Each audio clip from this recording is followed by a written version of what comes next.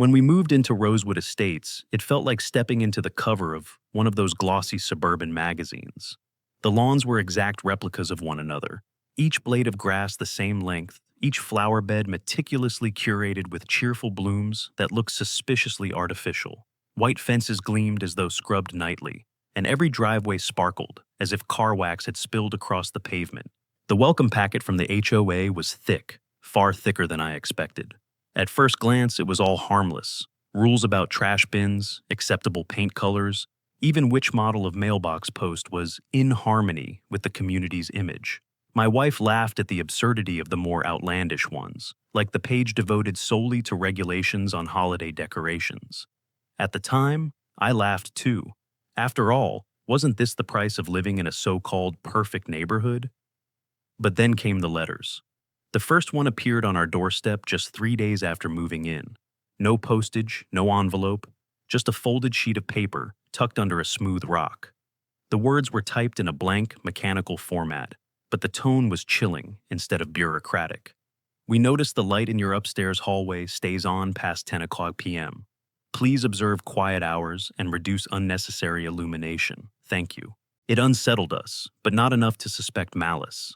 We assumed perhaps the HOA was overly restrictive, or maybe a neighbor was sensitive to the glow, so we complied. We switched off the hall light every night before 10. Life went on. Yet, within days, another note arrived. We observed that your garage door was open for 6 minutes yesterday afternoon. The community guidelines specify that it should not be left open longer than 4 hours. Please ensure future compliance. This one was harder to dismiss. How would anyone know the exact number of minutes? No one could casually notice such a detail unless they were standing outside, watching and timing. I started to notice things after that. The sedan parked at the bend of our street that never seemed to move. Curtains across the road that twitched ever so slightly when we stepped into the yard. The faint sound of a camera shutter late at night, coming from somewhere behind the hedges. By the end of our first month in Rosewood Estates, we had collected a stack of notes, each one creeping deeper into our private lives. They criticized my lawnmower pattern. They warned that my daughter had left her bike too close to the curb. They mentioned, disturbingly, that my wife stayed on the back porch until nearly midnight. She confronted me one evening, holding the latest note with trembling hands. It was worse than the rest. The community appreciates your compliance. We see you. We know you belong here. Continue to follow guidance, and everything will remain pleasant. The last word bled with menace. That night, I stood at the upstairs window, staring into the still, picturesque street. Rosewood Estates felt too perfect, like a photograph held frozen in place, concealing something more sinister beneath the frame. I couldn't shake the feeling that every time I closed the blinds, dozens of unseen eyes remained fixed upon us. And when the next letter slipped beneath our door, despite the locks, the alarms, the deadbolts, I knew the HOA wasn't just watching, they were inside. I didn't sleep the night we found that letter inside the house. The locks had been double-checked, the alarm armed, the windows secured, yet someone had crossed our threshold, leaving behind words typed with almost mocking precision. That single act shifted everything. Before, the notes had been unnerving, invasive, but still bound to the exterior world. Once they crossed our front door, I knew the game had changed. We weren't simply being watched. We were being tested, measured, pushed. The perfect neighborhood was no longer just a stage. It was a trap. I paced the house, listening to new noises, the creak of beams, ticks of electronics cooling, and the hum of the fridge. Each sound sharpened my unease.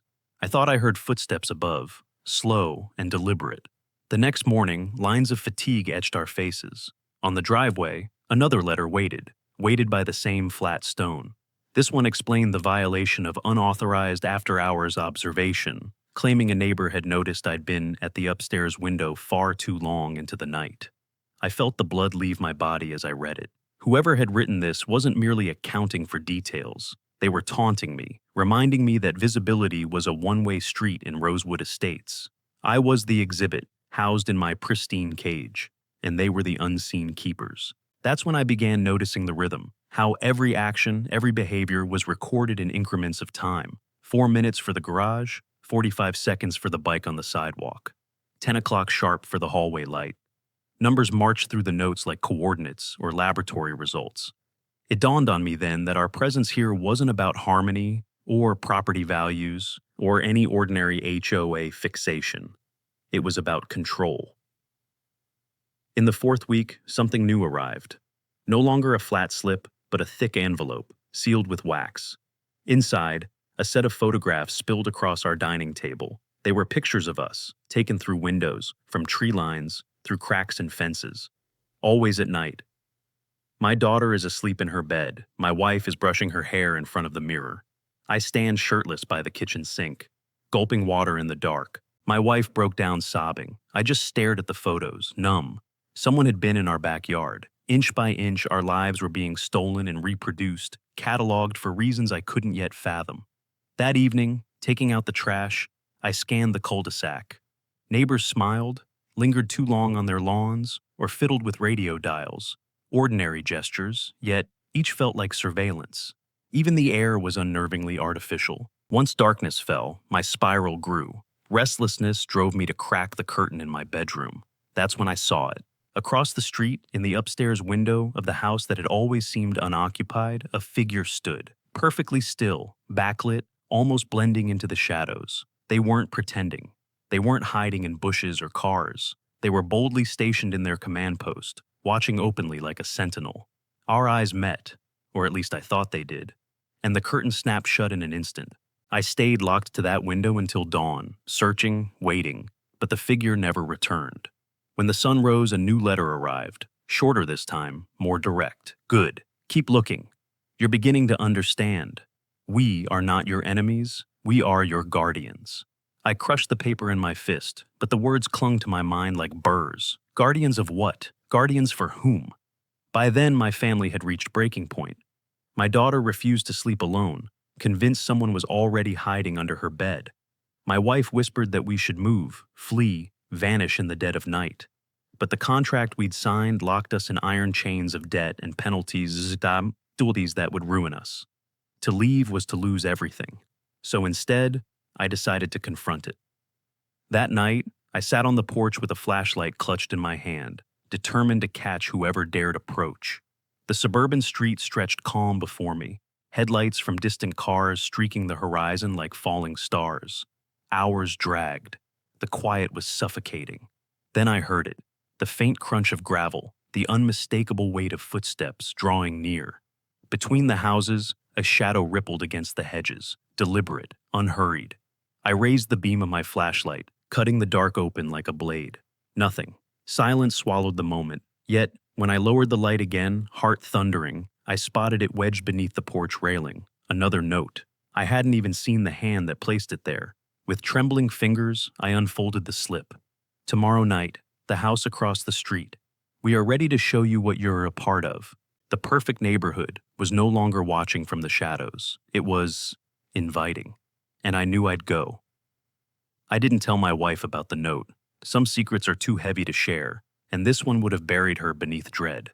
Instead, I kissed her goodnight, tucked the blanket higher on my daughter's chin, and sat by the upstairs window until the neighborhood drifted into that peculiar hush that only arrives after midnight, when lights go out one by one and the silence feels curated as though waiting for the next cue. At exactly 1 a.m., the curtain in the house across the street shifted, just slightly, an imperceptible ripple, but to me it was an invitation. Every hair rose on the back of my neck, but I forced myself to move. If I didn't face whatever this was, I feared it would consume us entirely. Crossing the street felt like stepping onto a stage. Up close, the house looked abandoned. Perfect lawn, immaculate shutters, but windows only reflected darkness.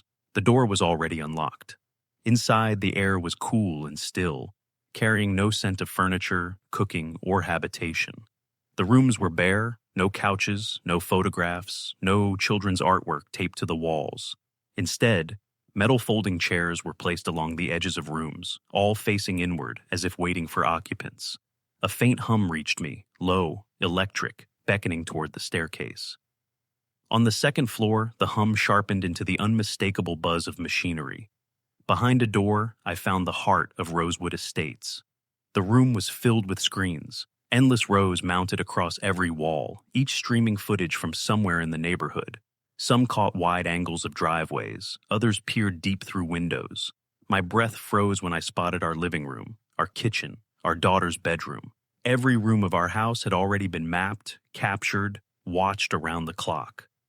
In front of the screen sat rows of HOA folders, stacked high and labeled meticulously, logbooks filled with observations, dates, times measured down to the second.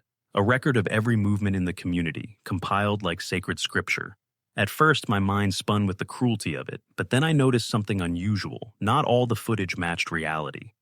One screen showed me watering our grass that very morning. Another showed me at the sink. But then, on the far end of the wall, there was tomorrow. I watched myself flipping through the mail I hadn't yet received, opening packets that hadn't yet arrived. My wife stood at the stove stirring a pot of food she'd never cooked. My daughter sang a song I'd never heard, her tiny lips perfectly in sync with the melody. It wasn't just surveillance, it was a predictio. Somehow, the HOA wasn't only monitoring us, they were charting us, forecasting our every step, sculpting a neighborhood that ran with frightening efficiency because no one was allowed surprises. Suddenly, the screens flickered, the room darkened before roaring back to life, and for the first time, I noticed one particular display shown in chilling detail. Me, standing exactly where I was in that very moment, in that very room, staring at the screen. I staggered back, realizing the entire house across the street was not abandoned at all. It was alive, a panopticon engine wrapped in drywall, and then came the voice. From hidden speakers humming low, flat, without human timbre, "We told you, we are your guardians. Rosewood is perfect because we ensure it stays perfect. There is nothing outside this order but chaos. You were chosen because you follow, and now you will continue." The words froze me in place, not because of malice, but because of their certainty. It wasn't a threat, it was a decree. The monitors shifted again, showing me walking back home across the street, sliding into bed beside my wife as though nothing had happened. The logbook stamped the entry already. 01:43 a.m. Complied. I swore a breath after, and when I blinked, the screen went black. Only silence remained. I stumbled out of the house, across the street, back to my front door. Everything seemed unchanged, eerily quiet. My wife still slept, my daughter still dreamed. Even the stars shone as though rehearsed. But I knew now what Rosewood Estates truly was. Not just a neighborhood, but an experiment. The HOA was not merely managers of homes. They were curators of futures, shepherds of possibility, snipping every wild edge from the fabric of life until only uniform, watchful perfection remained. The next morning, life resumed with sinister normalcy. Neighbors waved, lawns sparkled. The HOA newsletter appeared in our mailbox, cheerful as ever. On the surface, nothing was wrong, but beneath, in the folds of silence and shadow, we all knew the truth. We were prisoners in a neighborhood that dipped its fingers into time itself, bending us toward obedience with the precision of scissor-slicing paper. And when I opened the day's mail, there it was, an envelope stamped simply "Approved." Inside, a final slip of paper bore a single phrase. "Good, you have accepted. The neighborhood is complete." I looked around then, the endless line of houses, their shining fences, the identical windows reflecting the morning sun. Everyone smiled too broadly, waved too synchronously, laughed too rehearsed. The perfection wasn't a product of the community. It was compliance. And I, despite every fiber of resistance inside, had joined it. Behind every curtain, behind every eye, the HOA still watched. And whatever future they had written for us, we would live out dutifully, quiet, polite, eternally observed. Because in Rosewood Estates, there was no leaving, only enduring,